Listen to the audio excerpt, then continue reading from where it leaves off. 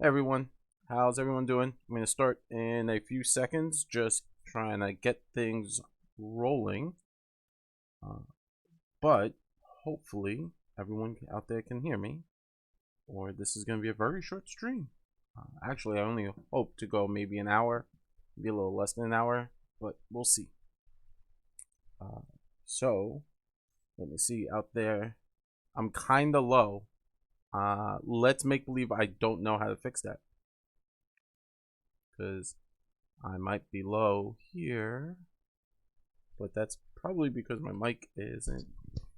Is this better?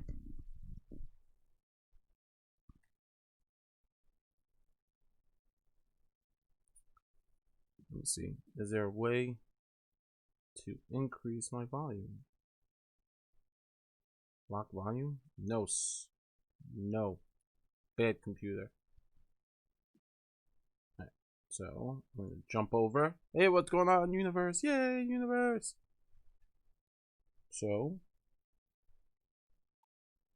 today we're going to be talking about Agents of Edgewatch, the new AP from Pathfinder. Above my head somewhere is their logo and stuff. This is the first book, Devil at the Dreaming Palace. And yeah, so this is going to be very loosey-goosey. If you're watching us on... Whoop, messed up my green screen. Sat back like for 3 seconds and now you can see behind the veil.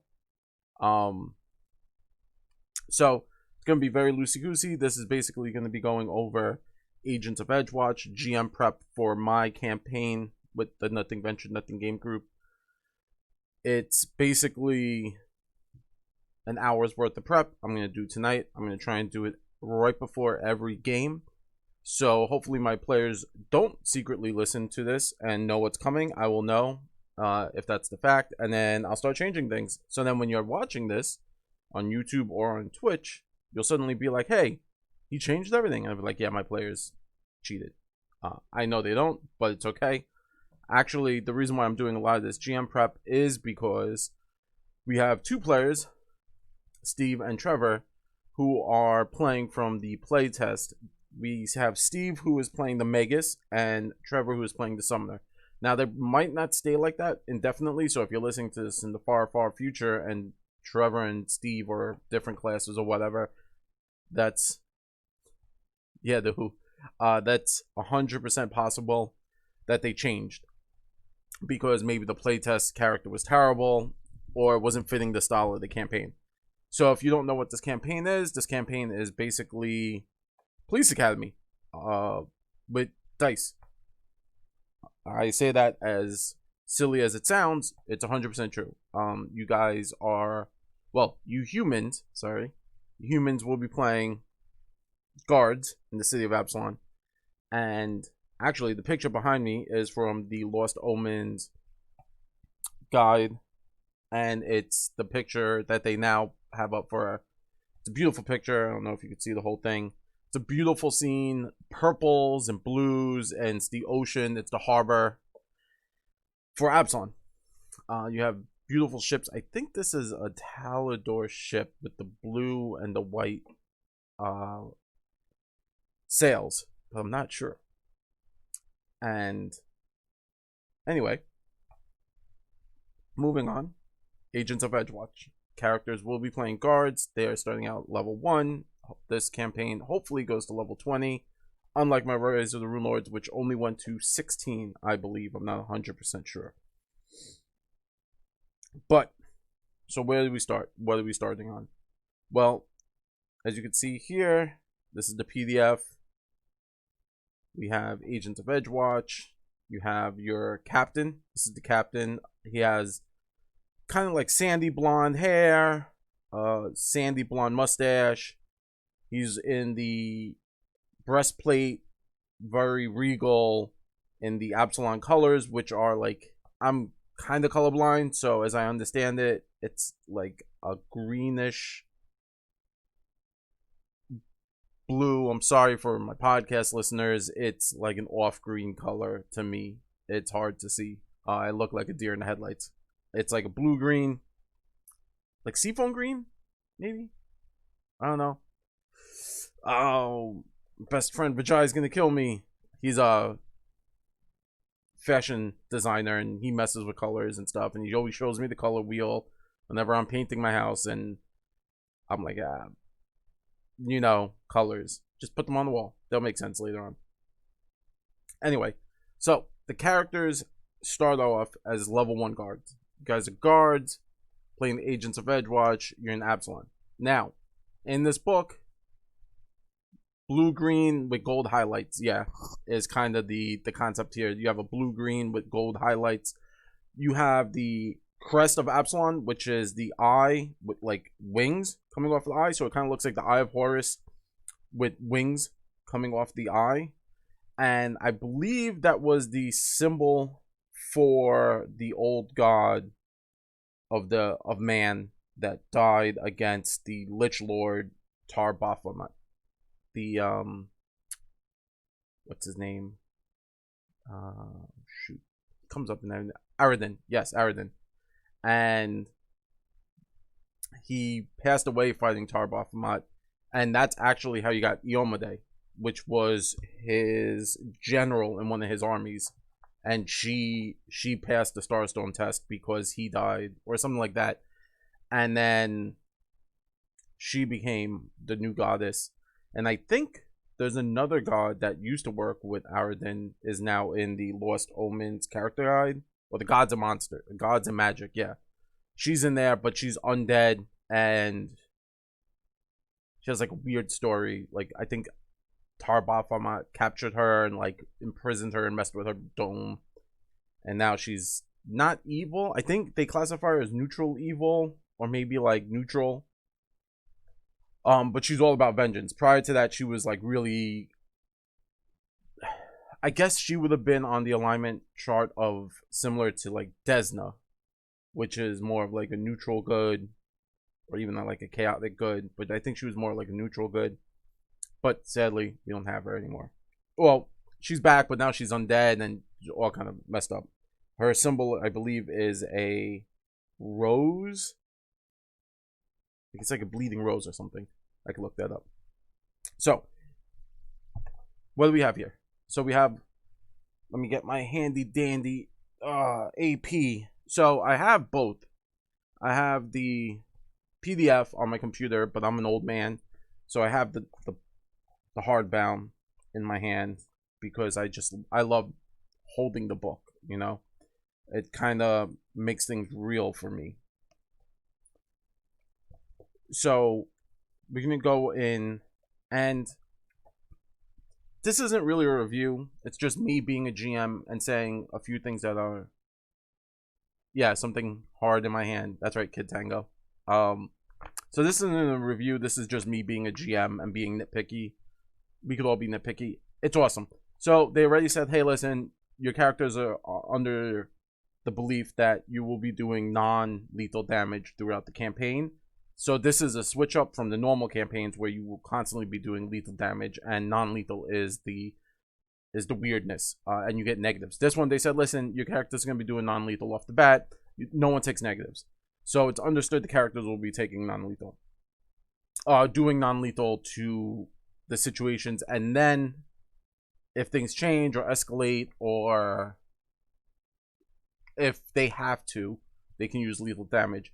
The reason why I say they're probably going to change into that is as this campaign goes on, with all campaigns in a mystical fantasy world of craziness, ghouls and goblins, and everything in between, they might come across stuff that has to be taken out. And by has to, I mean Lovecraftian monsters, undead, like not vampires where you could kind of have a conversation, maybe like figure it out, but like skeletons and zombies, like those. We've all seen Walking Dead. There's really no conversation to be had with an undead. Stuff like that. So it is possible that they will come across stuff. I'm not saying that it's in there, but it is possible to come across stuff like that, and now they have to deal lethal damage, and then that's when it's understood that lethal damage is acceptable in those situations. It's also understood that in non-life or death situations, you should not be doing lethal damage. You're there to uphold the laws of Absalom and uphold the standards of Absalom. And with that being said, my biggest nitpick is there were no laws in this book. I had to go outside this book and hunt them down. So thank God for my players. Everyone just went bananas hunting for the laws, and we were able to find an old Pathfinder 1 kind of like splat book on Absalom, and they talk about some of the laws in Absalom, but they were older laws. So for those of you who don't know, Absalom had different laws. So the current year is 4719 AR. And prior to this, in 4717 AR, and I know this because Trevor, whose character has to something like this, Absalom still had slavery. It was legal to have slaves. It was legal to purchase slaves and trade in slaves. In 4717, there was the Fiendish Siege, and with that, basically their president set the slaves free, and the slaves stood with Absalom, and ever since then, slaves are now free. So it's only been 2 years since slavery has been abolished in Absalom. So the older laws from the first edition, and mind you, that's 10 plus years ago that these came out. In real life, not in game 10 plus years, but in real life 10 plus years ago, the laws still accounted for slavery. So I'm going to switch over to my handy dandy Google Doc, and the first thing you're going to see in my Google Doc, it says the laws of Absalom. If you are a patron, you will actually be able to hop into the GM Google Doc and see all the stuff that I'm prepping for. So I'm going to scroll all the way down, and down here it says additional laws. One of them is like illegal for ships that carry more than 6 people or 500 pounds of cargo to sail through the ship's graveyard with its own pilot or captain at the helm. There's something in here in the coins. So every district in Absalom has a nickname. The coins is kind of like the shady merchants district. Again, I highly suggest purchasing. Let me reach down back to getting a hardbound book because I'm an old man. The Lost Omens World Guide. In here on page like 15 actually, and look, there's the picture of my background of Absalom. On page 15 you're in Absalom, and then they have kind of a short history, and it says in 4717 AR, the Fiendish Siege, acting siege lord Winsol Starborn orders all slaves in Absalom willing to fight in defense of the city. Slave trading and slavery in Absalom is therefore and thereafter abolished by popular decree of the Grand Council. 4719, the current year. But they go into like what every district is, and why is that important? Well, in Agents of Edgewatch, in the character guide, it says, hey, listen, if you're going to be playing in this, you can play as adventurers or you can play as guards. The book actually accounts for both of those situations. But when you're playing as guards, you can come from different stations in Absalom. So in Lost Omens Guide, they have the Ivy District, the Petal District, the Foreign District, the Puddles, the Westgate, Wise Quarter, the Foreign Quarter, Eastgate, the Docks, and with all of that, the coins actually is the first thing on page 15. Much of mercantile activity takes place in the sprawling hive of the crowd streets on the coins. And so why is that important? Well, one of the old laws we found was, as a result of the loophole in the coins law, the Fortright Men are a legal organization. Fortright Men are a legal organization as long as they pay taxes on their profits and never deny their involvement in any crime of trespass or theft. Thus, if captured and questioned, a Fortright Man admits to any stealing or spying he has done. Stolen goods must be returned and minor damages paid for any such acts they admit to, but beyond that, no punishment falls on them. So that's like a weird one. In Absalom, it's illegal to kill or export badgers and otters. I have no idea why. the books, scrolls, parchment tables, or folios of the foray logos officially belong to Absalom itself, and founding laws forbid the removal of a single page without the unanimous blessings of the High Council. And then there was this thing my player Steve found, and it's the 12 cornucopias of Absalom are open secret. Discussion of their appearance, location, or function is banned by law, but hundreds of people have been aware of exactly those things to enforce laws, as the laws themselves are secret. So there's a lot of weird stuff. It was hard finding laws. So what did I do? I kind of mixed my squid and my peanut butter, and by that I mean, don't hate me on this, but before I ran Agents of Edgewatch, I ran Dungeons and Dragons 5th edition, the Waterdeep Dragon heist. In there's a chance for your players who are, it's actually very reversed. So the players in there are adventurers who have the opportunity to take on becoming guards, like they can become guards, but also you're in a city setting. So they decided to give out a bunch of laws, and these laws were in case the characters get caught doing stuff like breaking and entering, stuff like that. So I kind of just grabbed them and started using them, and I tossed them up on here. The reason why I did it this way, you know, people said, well, there are magic items you could use and such. I just gave it to my players. I know one or two of my players really wants to play a hard-ass police officer, similar to, if anyone's seen it, Hot Fuzz. The character, oh, what's his name? Oh, Steve's gonna kill me. I forget the guy's name from Hot Fuzz. But what up, Cosbio? And Nicholas Angel, yeah. And the actor who played him was he was in Shaun of the Dead. He's very famous. Well, he's famous in America. He's like one of the better modern British comedians. Sheen Penn. And so he wants to play in Hot Fuzz. There's this guy, Nicholas Angel, who's kind of like a nicer version of Judge Dredd. Simon Penn? Sheen Penn? I forget his name, how to say it. But he's like a nicer version of Judge Dredd. Judge Dredd is, you know, you broke the law, now you die. This guy's like, well, you're going to jail. So you broke the law, I know the laws, and I'm going to send you to jail. So he was like, hey, can we make up laws? If I start quoting laws like subsection, blah, blah, blah, is that cool?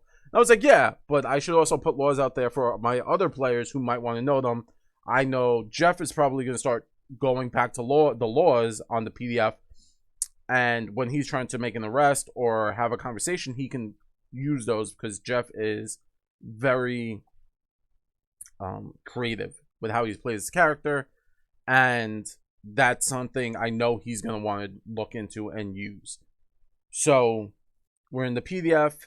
And then something I kind of made up. I'm a huge fan of the Green Lanterns. So you have your Green Lantern oath. I'm actually, as a joke, I always say I'm probably a Blue Lantern because hope. I like to believe in hope. I know if you've ever met me or stuff like that, you could see that. So hope, I'm a Blue Lantern. And so I have created the Oath of Edgewatch. So I call your name, hereby solemnly pledge myself to discharge to the best of my ability all the duties of this position, that at all times through both by example and I can't even read my own handwriting. By example, to uphold and to obey the laws of and customs of the city of Absalom. I do vow to seek justice, to let it guide my hand and my words. I vow to protect the people of Absalom who cannot protect themselves, regardless of ancestry, gods, or station in life, so long as it is right and just. If I must fall, I will rise each time better. This I vow as an agent of Edgewatch. I thought that was pretty cool. I think, you know, like in my head, you're gonna Simon Pegg, Penn, Pegg, Sheen Pegg, Penn. We don't know anymore. We're Americans. Sorry if you're listening to us in Europe, in England. I mean, if he wants to come on and set me straight, please, by all means, hit me up. You hit me up at, go to nvngpodcast.com and shoot us an email. We could have a conversation, come on as one of the guards and have a social interaction with my players. That would be pretty awesome. We'll all gush over you, I promise. I have a million questions for you. Anyway, I digress. So I always thought that was pretty cool to kind of have a vow or an oath that the players would take or have at this point taken. And why is that important? Well, it kind of sets, for me, it sets the standard for when I'm reaming them out as one of the NPCs, your captain.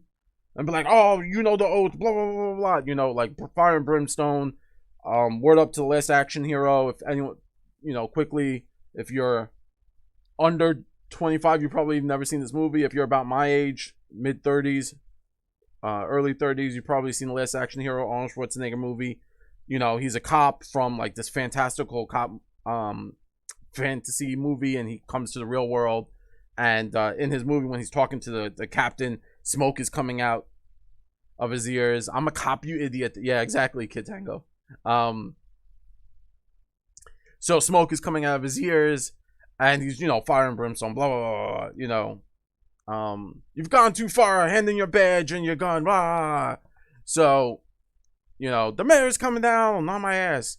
So I think that's going to be fun when I get to do stuff like that. Obviously, I'm working on the voice. The voice I have for him kind of sounds like a mix between like Mickey from Rocky and Brooklyn, because apparently I can't get rid of my Brooklyn accent.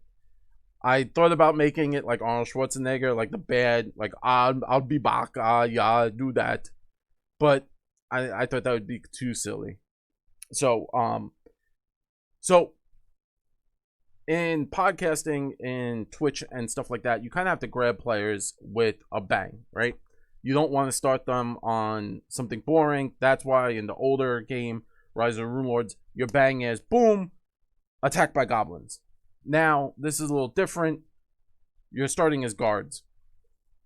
In the PDF and in the book, the AP, sorry, not the PDF, in the AP, you start as guards, and I'm just going to scroll, so if you're watching this, sorry.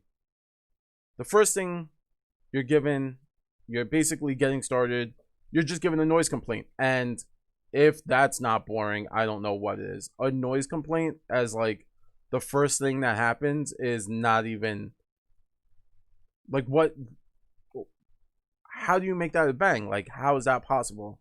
So I'm going to try and scroll away and not give away too much of the book. So you have this bang, like this noise complaint, but how do you fix that? Like, how do you make that better, right? So I was sitting around thinking, bored at work, and I was like, well, noise complaints can be cool. It's a bar noise complaint, so it takes place in a bar. So how do I make that fun? How do I make that interesting where you're kind of hooked? For the campaign, like, how do I get that started? And in my head, I was like, well, we've all been to house parties and stuff like that. In my head, you're at the Radiant Festival. It's a massive party. So you're going to get there, and the bar is going to be full. It's going to be full of patrons. It's going to be full of other people. So you're actually walking into a tavern brawl more than a noise complaint.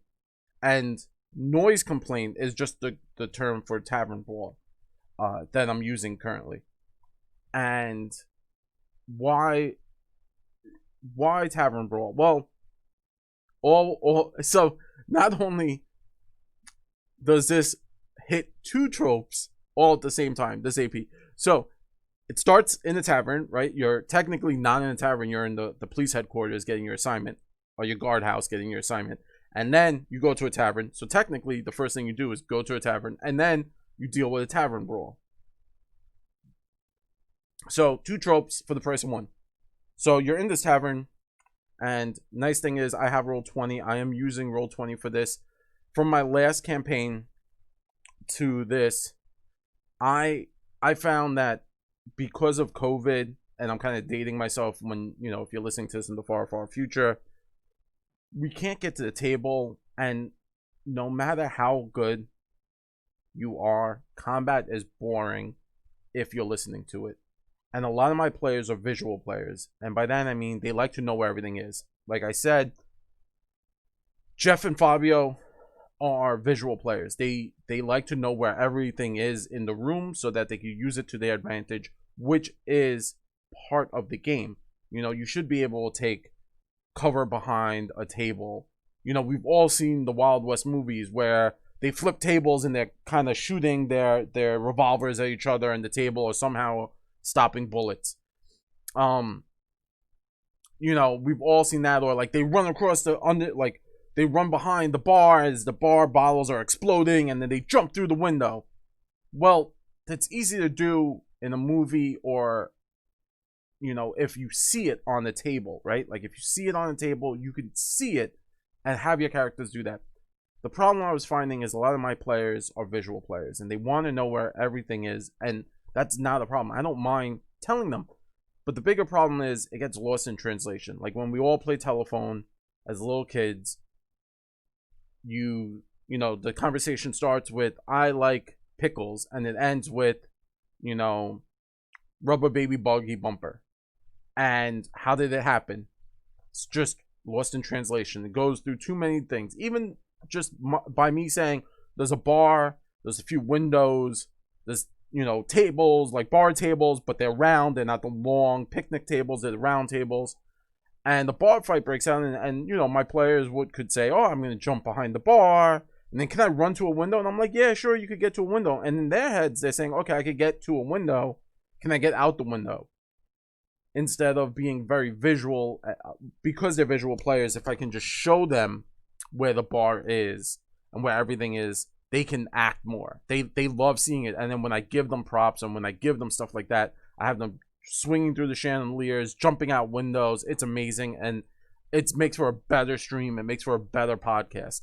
So I digress. Actually, I don't digress. I go into deeper. So we're on Roll20. Roll20 is awesome. They give you a lot of opportunities. It's really great. No offense to people who play Fantasy Ground, but I'm currently on the Roll20 bandwagon right now.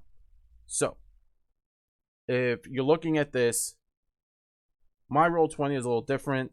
When you download the AP off of Roll20, you start in the bar. There's 6 tokens in the bar. There is obviously the character, not the players, but the characters who are all going to be involved. And then the rest of the bar in here is empty for Roll20. Now, when you read through the AP says, oh, well, it's a tavern, and people are trying to start bar fights, someone's trying to pickpocket, blah, blah, blah, blah, XYZ, right? Why are the guards called? Noise complaint. Noise complaint, noise complaint. So, Tavern Brawl. I was reading through it, and I was like, nah, none of this makes sense, man. Like, why would these 2 patrons who are kind of upper class be in this bar? Well, they could, lowbrow stuff, whatever. That makes sense. But why is the bar empty? Like, maybe, Roll20 was just looking to let you put your characters in there. So I started filling it with NPCs.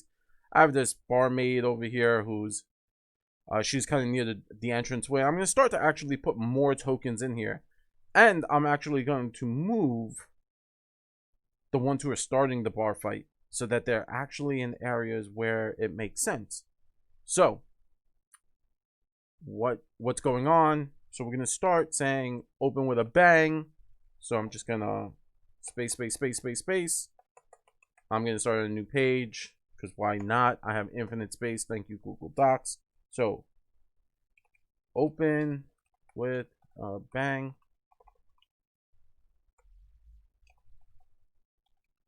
Tavern Brawl. Tavern Brawl.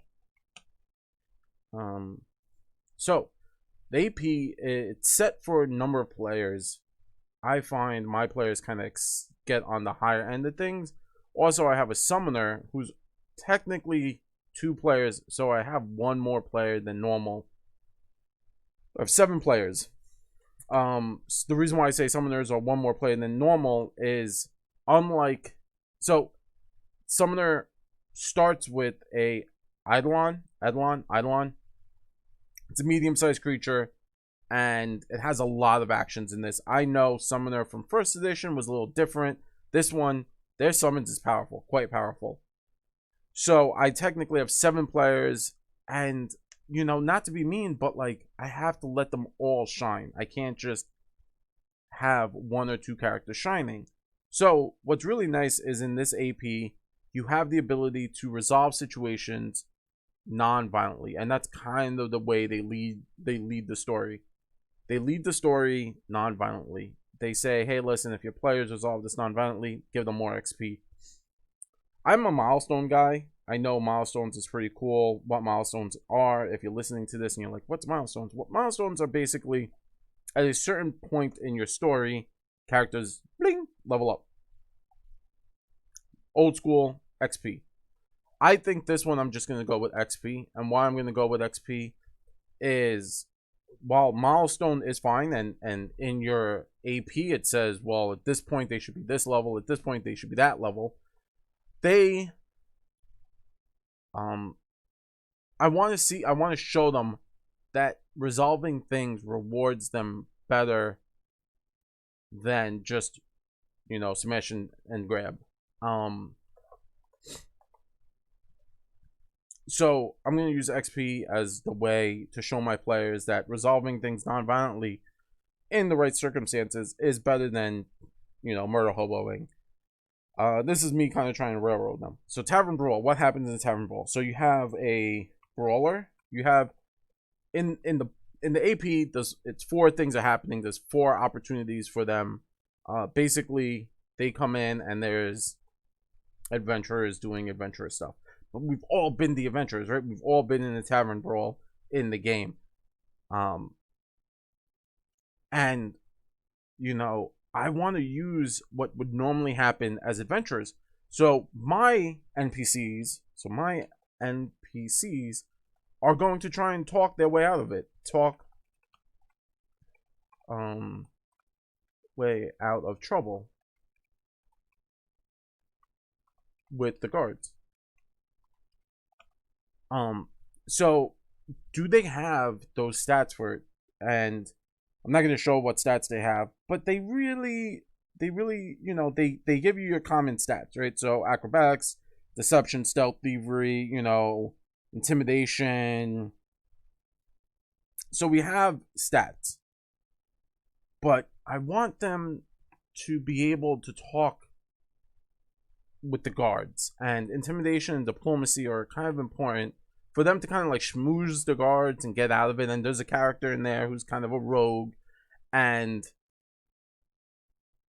they're going to try and, the rogue's going to try and, you know, schmooze with the guards and then sneak out the back without anyone seeing, maybe get his characters out. And if it turns out, so the rogue NPC going to schmooze. I don't know how to spell schmooze properly. You could ask Hades from the Disney movie how to say that, spell that. Schmooze the players and use the, and if things go south, they will create diversion. What kind of diversion should the rogue create? I don't want it to be anything crazy. I don't want like smoke bomb. Smoke bomb seems silly. Maybe the rogue has a like the adventuring party has like a word that they can say, and then that's when everyone knows like this is coming. So yeah, so they're gonna use a word. The rogue is gonna create a diversion using a safety word that their venturing group knows, and because of that,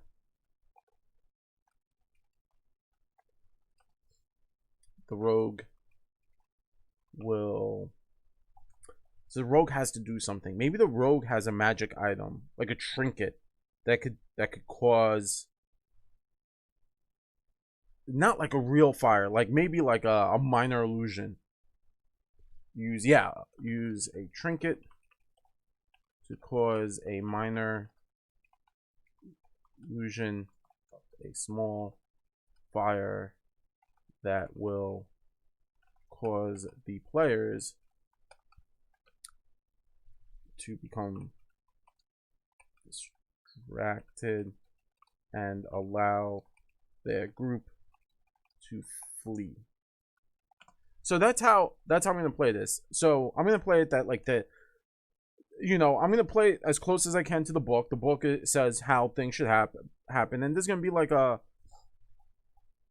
Tavern Brawl happening, and the guards are gonna get there, blow the whistle, hold their badges up, and say, Agents of Edgewatch, what's going on here? Yeah, blah blah blah blah. You're gonna see what's going on, and the rogue and the other characters in the adventuring party that kind of caused this mayhem are going to schmooze with the guards, and the guards if the guards can use either intimidate or diplomacy or a number of different skills to kind of quell the brawl and wrangle in and get the adventurers, the NPC adventurers, to pay for any damages, then the situation will end. They'll end. But like I said, if it goes south, the rogue is going to say something, very like one of those like, oh, the ice is melting even if the sun is shining bright, or the ice still is frozen even though there is a bright sun, and then all of a sudden like a fire is gonna appear, and the guards are gonna be like, wait, what? And then the now's the commotion. The guards are gonna have to get the people out, and while everyone's getting out, the adventuring party is gonna make their escape. That's how they'll make their escape. And does this set up possible? So can this set up a possible reoccurring situation? Yeah, like so. This can set up recurring, silly, or kind of like non-threatening,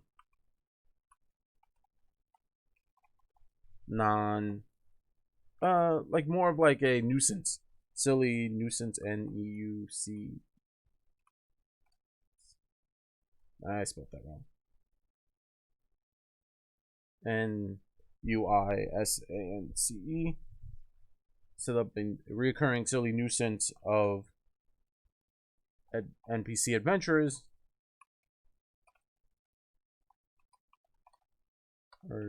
getting into trouble. But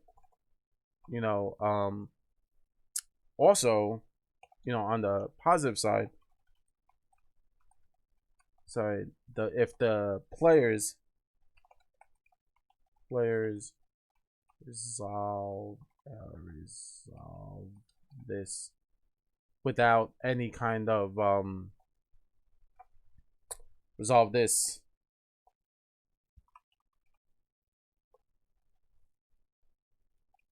peacefully, and they can always use these NPCs as informants. So let's say, because remember, this campaign is the book one is more of a, it turns into a mystery. So I have to create informants, right? And a few of my players are from like the X token guards, which are from the coins. If we all remember, the coins are kind of like shady players, not like the puddles. The puddles are more shady than the coins. But anyway, they should have informants. They should have the ability to talk to people. If these players are from this area or have been here long enough to become guards, right? Like let's say it's a 6 to 8 month process. Let's say it's even a 2-year process to become guards, right? So to become guards, it's a 2-year process. And so let me put that in. So, up Let me just put that in somewhere for me. Nope. Okay, so guard. It is a 2-year process. So in case anyone asks, is like, well, how long did it take me to become a guard? I'll know it's about 2 years. That seems a little extreme, but you know, you're becoming a guard in a major metropolis. It seems, you know, a little reasonable. So maybe it's like a mentorship. So I could say like maybe they all have like mentors, or even in like the other divisions, they weren't guards. Or they didn't start as guards. They started as like squires, you know, like everyone's got a mentorship like that, squires. So they were deputies, and then they became guards, stuff like that. So it's about like a 2-year process. But like I said, I digress, that they have these and they should have informants. They should know informants, and what better than adventurers, right? And this could lead into either, so there's going to be a bit of a tangent. I apologize. I feel my group is very strong, and my group might eat through this AP very quickly. I suspect they might get through all 5 books in about 6 months. Maybe 6-7 months. Now, that's not a problem. Hopefully, with the new books coming out, I knew they are planning a new AP fairly soon, and they have a new one coming out really soon, which is like a mega dungeon, which I'm fairly interested in. I'm going to see if Steve wants to run it, and maybe we could get some of our patrons into that one. And so I feel like my players are going to be able to like kind of eat their way through this AP, because they're all smart, and there's 6 of them. So normally in an adventure path, in an adventure, maybe there's 4 or 5 players in the DM. The more people you have at the table, the more clues are going to be picked up, and the more things are going to be resolved faster. Trevor is super clever, and he picks up on things that were said months ago. Tina keeps a ton of notes, which is great because she can always refer to them and realize what's happening, and then she puts things together. So all my players work very well together. Steve also. Steve edits everything, so he has to listen to it twice. I'm sorry, Steve. I apologize. And you know, Jeff and Fabio, clever as hell. So as a DM, it's hard for me to trick, and I use quotation marks around that, trick my players, hide things from my players. My players are very savvy, and I feel like they're just going to start to pick up clues and easily get the ball rolling once everything has been established. Obviously, I'm not saying book 1, right? But by book 2, book 3, they're going to know what's coming. And unless massive curveballs are thrown, they're going to be on par, on track, and moving and hustling and pushing forward every moment of the day. And that's great. That's amazing. That's good on them. I'm proud of them for doing that. But what can these NPCs do? They could say, hey, listen, so something cool that Paizo puts out for society is they're called bounties, and they're kind of low-level things. So I could say, hey, listen guys, you know, Fabio and Jeff can't be at this next game. Well, okay, cool. So what are we going to do? Like, are we just not going to do anything? Are we going to run like a one-shot society thing? You know, whatever. Well, we could still play it, but maybe these NPCs say, hey, listen, there was a bounty. Does anyone want to come with us on this adventure? You know, the side venture, whatever. And then that allows my players to say, sure. And maybe they don't want to play their players, but they want to play these NPCs. Now they could play them and have secondary characters that are also part of this world and can give information to the players. It's a concept. I'm not saying it's going to happen, but it can happen. And this gives me the opportunity to jump into that. Also, you know, something that came up in my group was, how do we get money and stuff like that? Well, for me, I'm giving them a stipend of 5 silver pieces a week in game, and that's their stipend. They could buy stuff in town with it, whatever they need. Additionally, there will be a quartermaster. If you follow us on Twitter, I was putting up questions about a quartermaster, who that quartermaster should be, what their premise is. There was a really funny one about a quartermaster who creates, in their head, they make these like awesome thingamabobbits, and they're all terrible. They're not magical. They're terrible, but all the kind of the arbitrary junk they make are magical and are trinkets. And in second edition, the trinket magical items, so the one-shot magical items, because I really want to use trinkets. I think my players like trinkets. I like trinkets, and they're great as a GM tool. Giving a player a wand of magic missile or manifold missile is cool, and it's only a one-shot use unless they push it, and then it's a two-shot use. But they, you know, it's something they still always have, and it can unbalance a game. And I like rewarding my players for really cool things. So the quartermaster is going to have these trinkets. So one trinket might look like, oh, this is the net-o-matic 52. And if you fire it, it can throw a net and hit a single target at, like, it doubles the net's range. Well, okay. And you know, the quartermaster, you know, gives it, you have to sign out for it. So you can, you know, he's not going to be stocked with a ton of things. And then, you know, oh, what's this? Oh, it's a pendant. It's the angel pendant, which gives it's like it gives you a free save, like it's a stabilize. Well, is that junk? Yeah, it doesn't really work well. You know, and then my player's gonna be like, well, maybe I'm not gonna take the angel pendant. Oh, I'll take it. You know, how much is it? Well, you just have to fill out a requisition form. I'm not gonna like stock him. He's not gonna have like an infinite amount of items. He's not gonna be always stocked.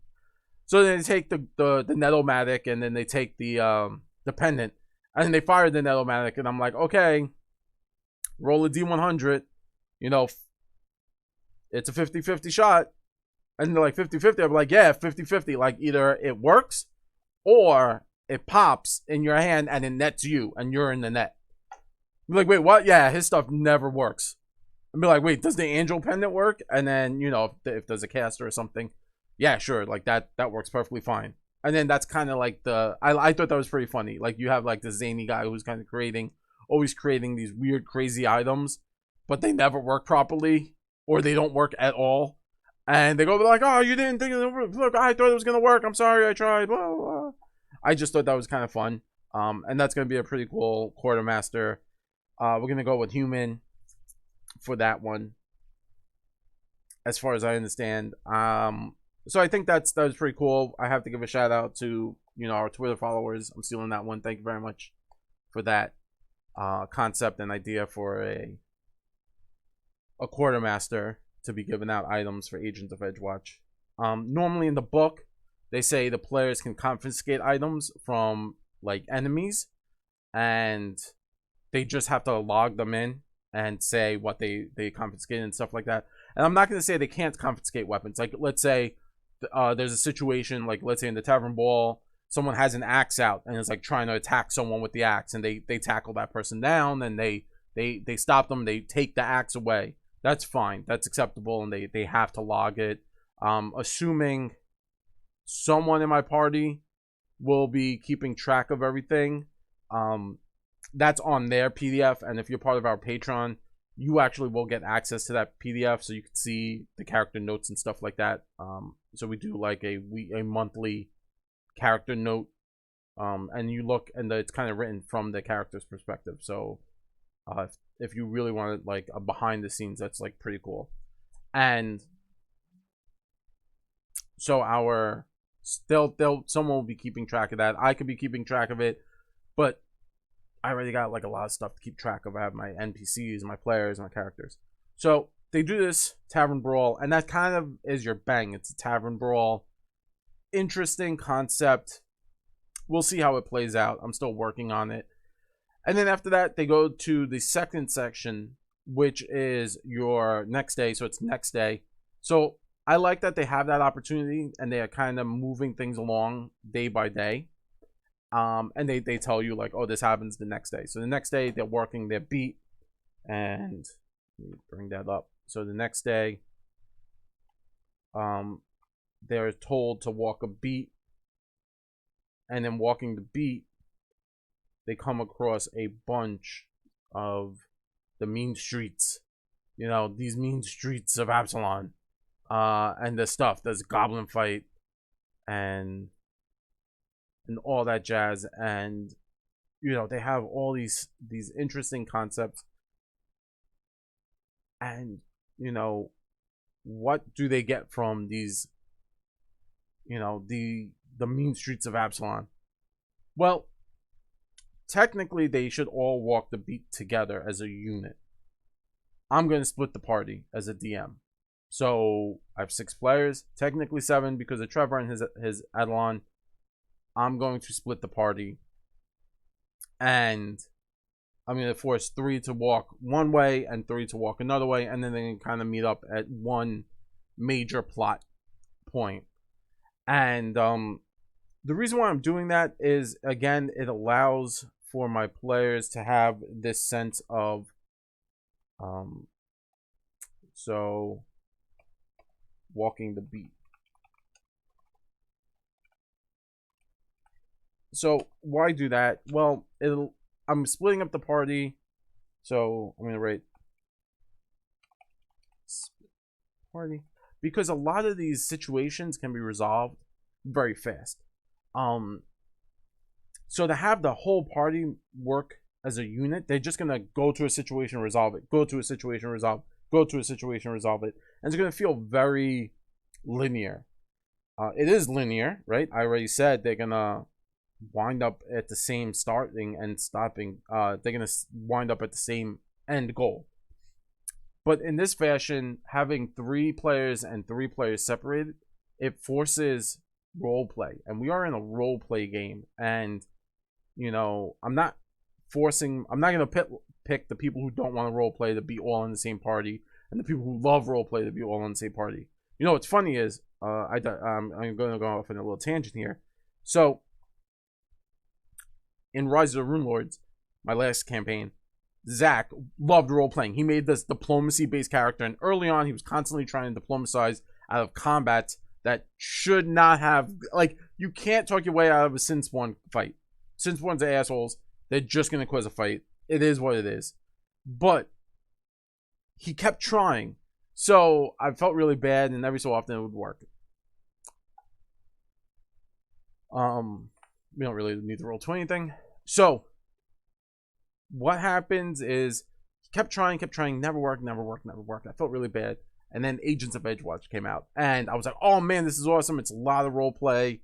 It's kind of early on. It's very police academy, Naked Gun, and then it rolls into a real campaign. It becomes like they have to deal with shit. So I said to everyone, hey, listen, there's a lot of role play opportunity. You're gonna have a lot of chance for role play. You're gonna have a ton of opportunity to really get out there and use those role play chops if you want. And I was like, oh, this is it. Like, Zach's gonna make another, like, a high charisma character, maybe a sorcerer. He was talking early on about like a sorcerer, barbarian concept, and he was like, oh, I want to make a kobold. And I was like, oh, that's cool. Kobolds are cool. You could do like this, you could give him more intimidate, and he could be very bravado and like, I'm actually a baby dragon, rah! And I thought that would be cool, kind of fun. If anyone watches on the Disney Channel, the Owl House, King, in my head I was like, oh, he's gonna be like King from the Owl House. And he went left on me. He was just like, I'm making this guy copper, and I'm gonna dump his charisma, and he's kind of just a brawler. And I was like, so my theater major is now going to just be a brawler and dump charisma. Okay. So I was like, oh, okay, that's an opportunity missed. And I kind of alerted everyone, and so we have a very eclectic team. I think there's only 2 charisma-based characters currently. There's my summoner, who's charisma-based, and that's Trevor again. So he went from sorcerer to summoner. I believe he's doing gnome again. And his Eidolon is a dragon. So I keep seeing this pattern. I keep seeing this pattern, Trevor. And I think Fabio is playing a cleric, and he has high charisma because charisma is actually tied to their additional spell slots, if that for their font.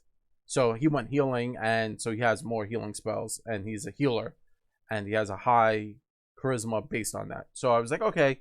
So in my head, I'm gonna put, you know, Trevor in one party and Fabio in a different party because those are my high charisma characters. And I'm hoping, because they do have to make DCs, right? So they have to hit certain DCs. Now, can you as a DM change them? Yeah, of course. Some of the DCs, if my party can't keep making these numbers, I'm just going to lower them. It's what DMs do, you know? Like, you don't have to be, if it's for the story, do whatever makes you feel comfortable, you know? Like, for me, if I want them to pass, I'm going to make them pass. And if I don't have to change the DC. It's not cheating. It's not. I don't know, man. Can DMs cheat in a roleplay game? Yeah, they can. They can make sure you lose and you never win. But I don't really look at it like that. Or for me, it's not like about that. It's about the story. You know, have I fudged dice rolls? Yeah. Like, my players all know. Like, when I'm playing, I can't roll a 20 for nothing. As a DM, I can roll back-to-back 20s. Just boom, boom, boom, boom. Hit you 4 times with 20s. Is that cool? Yeah, for me, it's awesome. But for the players, is it cool? No. I don't want to just outright murder that character. You know, and some people are like, well, the DM should never fudge dice rolls. Why? It's a group story. If I don't want to kill my players on turn 1, what does that set? A precedent. Oh, Jared's willing to kill us all on turn 1. Okay. My brother does that every time we play. Ian has a running reputation of murdering characters. Just straight up murders characters. And it's cool, it's fun, and he's a genius about it. Like, we were playing, and we were in the, I know I'm going off a tangent, I apologize. But we were playing, and we were sleeping, and he hit us with a bunch of Vine Assassins. And it took my character out. It took like 2 characters out. And I thought that was genius. You know, but different playstyles, right? So I'm more about the story, he's more about the action. So, you know, it's whatever. So for me, if I notice that, like, let's say Trevor or Fabio or even like Zach or Tina or Steve can't hit these DCs, I might change them a little bit in certain situations. So back to walking the beat. So they're gonna have this situations where in the book they say, listen, you could put any of these beat activities in any order, which is great. Because if I'm splitting the party, I could have one party handle one situation and have the other party handle a different situation. And boom, when they meet at that center, they all have different interactions. Maybe one group hung out with a bunch of goblins, and that's one of the beat things. There's goblins in the brawl, you know? Maybe one group was hanging out with goblins, and then now these goblins constantly give them, you know, pickled goods. They just, every so often at the station house, there's just a gift that says from, you know, Wizdink, and it's a pickle, you know, a bunch of pickled pig's feet, which I've had. Not my favorite, not the worst things in the universe. But, you know, or pickled crow. I hear crows doesn't taste that well. Stuff like that, you know, and that gives them the opportunity also because a lot of my players in this campaign have familiars. Trevor has a familiar, Tina has a familiar, and I think that's it. And I think Jeff doesn't. Jeff went druid. I don't think he has a familiar. Splitting the party and keeping the familiars in different groups also helps because it allows their familiars to be used. So Tina has, I believe, an African wild dog, which she actually adopted, which is really cool. Okay, let me rephrase that. Tina adopted an African wild dog through a service, and she's playing a witch, and her familiar is an African wild dog. So, which I thought was really cool. She came to me, and I was like, yeah, of course. I don't care, man. The book actually says familiars can look like anything you want. African wild dog it is. Trevor, his Eidolon is a dragon. Medium-sized dragon. So this thing's walking around. you know, being a freaking dragon, which awesome. Also lends to like a little bravado, but it allows the two familiars to do two separate things. Maybe Tina's with the goblin party and they take care of the goblin party and the familiar helps in that situation. And Trevor deals with a separate situation and his familiar can handle in that situation. You know, like they can have this opportunity to be two different familiars and two different familiars can be acting. So the next section, so you're walking the beat, you know, and what happens when you walk the beat? Well, there's goblin fights, a possible, and I thought this was awesome, there is a possible chase, and I'm leaning forward because bong, I got these chase cards and I'm dying to use them. So why don't I crack them open and look for like a few things to have like a chase happen. And again, that goes back into familiars because I believe Trevor is running kind of like a canine unit concept. But his canine is a freaking medium-sized dragon. And I thought that was pretty cool. Let me see, what does this say? Oh yeah, that's a good card. So I could kind of prep the chase right here with this. And these chase cards are awesome because they give you, so these are the second edition chase cards. They have the iconic monk on them. So they say, okay, so on the chase card, I'm just gonna look at the first one. It says block path. It's obstacle 1, and that actually talks it, you know, how to use them. So group size, the chase decks work for about 4 players. Hence, I'm splitting the party. Hence, you know, now I could use it because it works best for 4 players. For every player below 4, decrease the number of chase points needed to pass each obstacle by 1. So, chase points, it says down here 1, 2, 3, 4. So, I believe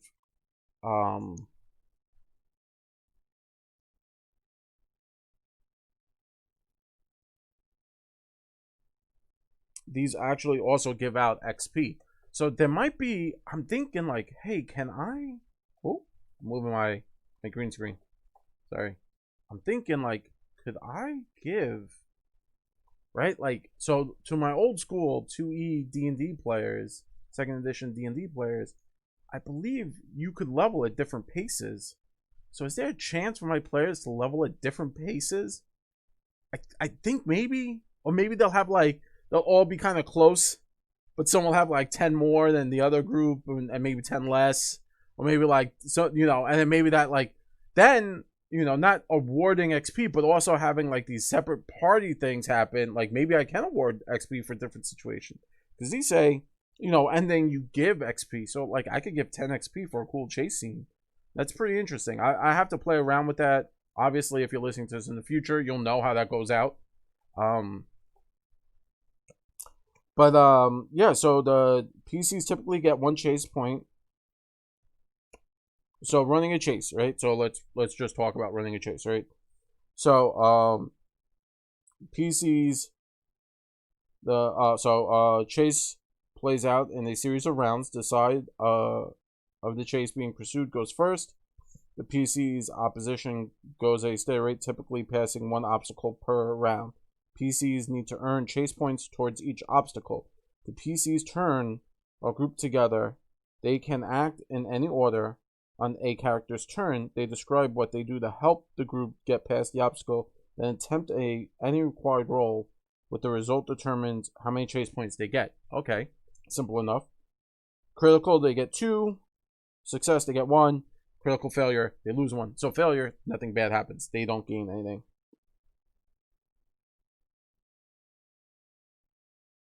So these DCs are just generic DCs, I believe, for level 1. So they have obstacle 1, obstacle 4. Oh, no. So there are obstacle levels. And I believe, oh yeah, look. So even on the cards, they say like, this is an urban obstacle. This is a wilderness obstacle. This is cool. Underground. Okay. And then they have general, right? So this is the first time I'm looking at them. To be completely honest, I've had these since they came out. I really wanted to use them, and like now I'm like, yeah, I'm using them for this. So like, let's grab like a few chase things. So what do we got? We got so let's look at the urban ones. So we got the okay. So we have fruit cart. Oh man, I've been watching Avatar: The Last Airbender. My cabbages. Gotta go with the fruit cart. That's obstacle one.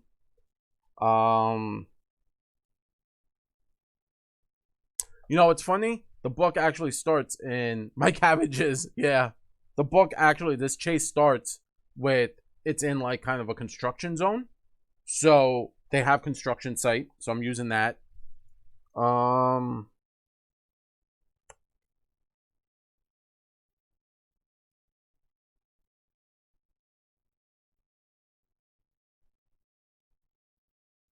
Yeah, so you just kind of choose how many chase cards you want, and then you flip them over, and if they win before the NPC, then they resolve it. And I think this is kind of cool. You know, they have festival, and there is almost dropped all my cards. Woo! They are in the Radiant Festival, but I don't know if I want to do that. Let's see.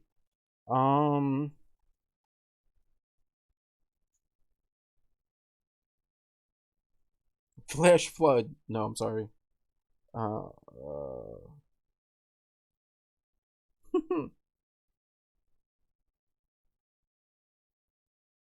Precarious Beam. I'm gonna use that one. That's a good one. So I'm setting it up. So I'm gonna say, okay, so the first thing, they're gonna go through a construction site. And then while they're in the construction site, they're gonna have to run across these beams, right? So see, like the construction site is it's really high. It's an obstacle 4, but I could set the DCs to whatever. So I'm gonna reset these DCs. So they go through that, and then they have to go through a precarious beam. So they're running through the construction site. Now they're at this beam that they have to cross, and they get across to the beam. The beam. Now they're running down alleys. Boom! They see they have to go past the fruit cart, my cabbages, and finally, what crazy thing? Block path, basic simple one. Or what other things do they got? Twisting alleys. That's another easy one. Twisting alley. They can either catch them in the alleys or they lose them in the alleyway. That's a good 4 set, you know, chase. It leads, and see, like as a DM, I have to constantly, if I'm doing the chase scene, I have to sit down and think of what chase scenes and what they're seeing and how fast they're moving. I got these cards. They inspire me. So right now, you literally just saw, I took these cards out, started going through them. Construction site, you know, this construction site leads them to the precarious beam. Precarious beam. Oh, they're running. Oh, boom, a fruit cart. A cabbage cart comes out of nowhere. You guys gotta vault over it, do other stuff, tell them to move it, yada yada yada. Oh, now they're following the thief through the alleyways. Turn left, turn right, go left, right. Oh. Boom, they catch them or they lose them. That's really dope. I'm gonna keep that out. It's all done. It's all set up. I don't even have to do anything right there. Just relearn these rules or force Steve to learn these rules, and do a rules with Steve on chase scenes. Yeah, right. And yeah, I thought that was pretty cool. So yeah, I'm happy. I'm actually getting to use these chase cards right off the bat. I was thinking about putting them in, and I got them, and I'm happy to be able to put them in. So I think with all of that happening, they should be good. Oh, my backdrop. I moved it again. I think they should be good with that. That should probably take them to 3 or 4 hours we're going to play. And they should be solid. We're going to have a chase scene. They're going to learn each other. You know, they're walking the beat. So once they're done with the chase scene, it leads into, let's see. You know, you have that. And then it all leads up to a combat encounter. See, now I'm a little concerned. should they meet the combat encounter and then, so you see what I'm saying? Like, that is an actual combat encounter. So now I'm just gonna reread this section here. So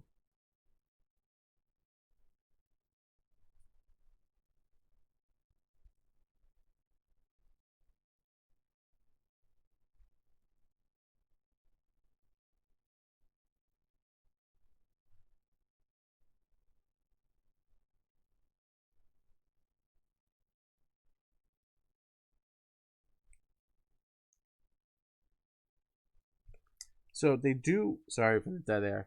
I was just reading. So they do suggest that we use the urban starter flip tiles, and I'm not really going to use them. I think my players don't need that for this scenario. And so yeah, so it starts with the goblins and then the wizard's apprentice, and then they kind of work counterclockwise, and then they have to complete the 4 stages. So one group is going to have a combat encounter.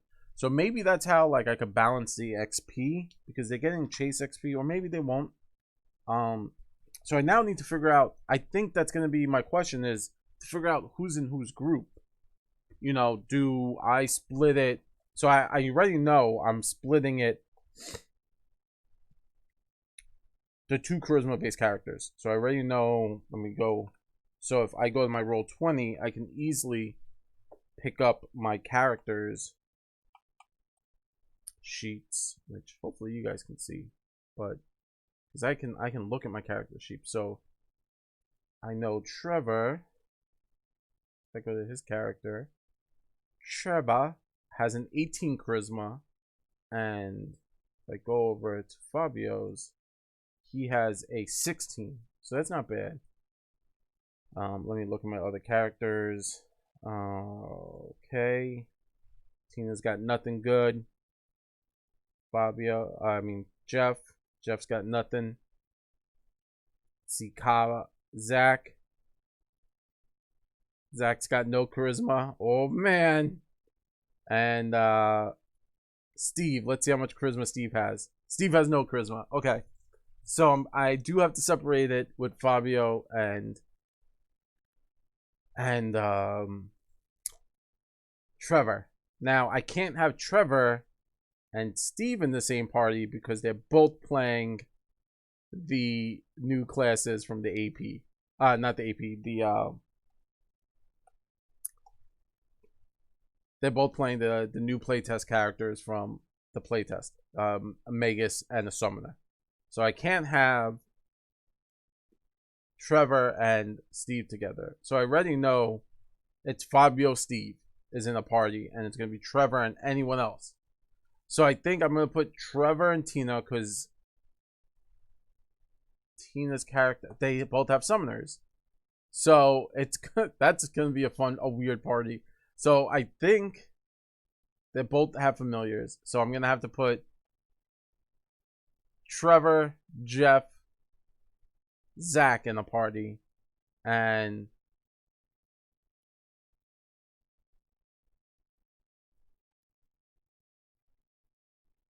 that's true. I could just separate the roleplay characters based on stats. You can make them low charisma fend for themselves. Yeah, I could do that, but then it becomes a whole situation. That's 100% true. So if I'm doing it by stats, I'm splitting it Fabio, Steve, Tina, and then it's Trevor, Jeff, Zach. And that's probably what it's going to look like tomorrow. Now, if the characters know each other, that's a little different. Like, if characters start to know each other, like they built characters that might have like interlocking backgrounds, then we'll see how that plays out, because they might want to work together. I know Fabio's character and Zach's character are both ex-token guards, so they might know each other. But again, you might not. One could work day shift and one could work night shift. Different hours, different areas. So we could see what happens. I mean, I could always switch up and move Trevor, Steve, and put the 2 playtest characters together, because I'm hearing not great things about the Magus. Sorry, Steve. I'm hearing not great things about the Magus. I'm hearing that the wonkiness of the spell strike, the way they built it, where you have to roll twice. The likelihood of hitting both times was so low that like people were like struggling to see it happen. But like I said, I'm never one to not let my players do what they want. They both want to play them and play them out, sure. And I always allow for the one class change token and that you can use whenever you want. So if you're really disliking the Magus or anyone dislikes their class, they could token change and become a new class. Their character must stay. So whatever happens, their character will always be there. So that's just a little FYI. Let me switch over to this. I want to go back. So, Roll20, they give you, we were talking about this earlier, the different quarters. And on Roll20 and in the AP, they give you the quarters. So the docks, the puddles, the farm quarter, the coins, which is the center what the Starstone is. Oh no, the coins is next to the Ascendant Court, which is next to the Starstone. And Edgewatch and all that stuff. So my players can know where they're going. I'm not going to end on that page. I'm going to end on the player start page because we're fancy. And I'm going to give everyone a seizure who's watching this right now. But yeah, so I think we kind of worked it out. We'll end with that. I think that's about 3 hours worth of, because there's role play involved. Like there's going to be a lot of role play. There's going to be a lot of scenarios where they could do stuff like that. So if you're interested in what we have going out, so if you missed this, it's every Tuesday, the Tuesday before we go live on Wednesday. I'm going to do a DM prep, and this one seems kind of all over the place only because we haven't been playing. So prepping is kind of just random and empty right now. If I don't want to over prep, because what always happens, you over prep as a DM and your players get like 5 minutes in, and then if you under prep, they suddenly just rush an entire book. It happens all the time. So I think maybe an hour's worth of prep is pretty good. And yeah, so I'm gonna DM prep every Tuesday. I'm gonna stream it on Twitch, and it will then be put up on our YouTube page and on our podcast page the following Tuesday. So we're on a bi-weekly schedule of play. So you can watch the DM prep, which we're not even really gonna, we're just gonna take whatever's here on Twitch and then maybe put it up on YouTube.